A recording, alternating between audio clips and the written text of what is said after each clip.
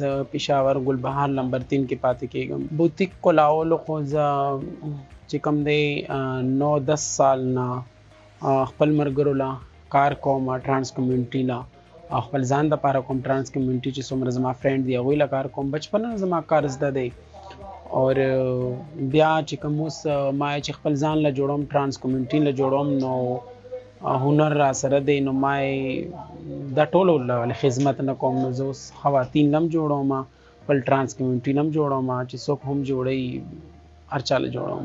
شیبه اول څوک او څوک مخکې م شیبه وم، اوس هم شیبه وم، خو مخکې مې فنکشن کولو او اوس یو بوتیک چلوم، یو رکوټې غوندې کار روزګار کوم. په دې بوتیک کې ما سره USL برانډ والا هینډ بیگ دي، گوچی والا دی او مختلف دي برانډ والا، او ما سره پیزار دی برانډونو والا، او ما سره سټینشن دی، لیډیز جنټس ویګونه دي ما سره، او چې کوم دي پرفیومونه دي ما سره، او چې کوم دي او کپړې زما د خپل برانډ دي، او پینټونه جینز شرټونه هم را سره شته، مختلف برانډونو والا دي، خو کپړې چې کوم دي هغه زما خپل برانډ والا دي. شیبه پیسې خپل ځان نه مې لګولې دي، موږ سره خو څه چا تعاون نه دی کړی، یا حکومت یا څه نورې ادارې، خو په خپله باندې ما خبرې خو ډېرې دي، خو یو څو خبرې به زه وکړم چې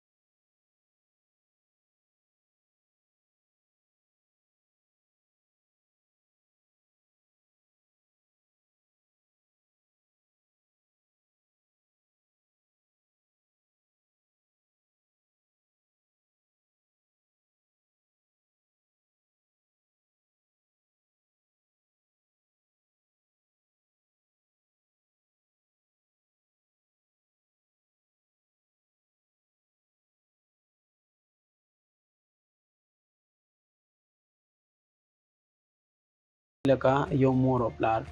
نو ګورو چې څومره هم هغه ظالم زمونږ بالکل نه وي، موږ سره داسې مینه کوي لکه د خپل بچو غوندې.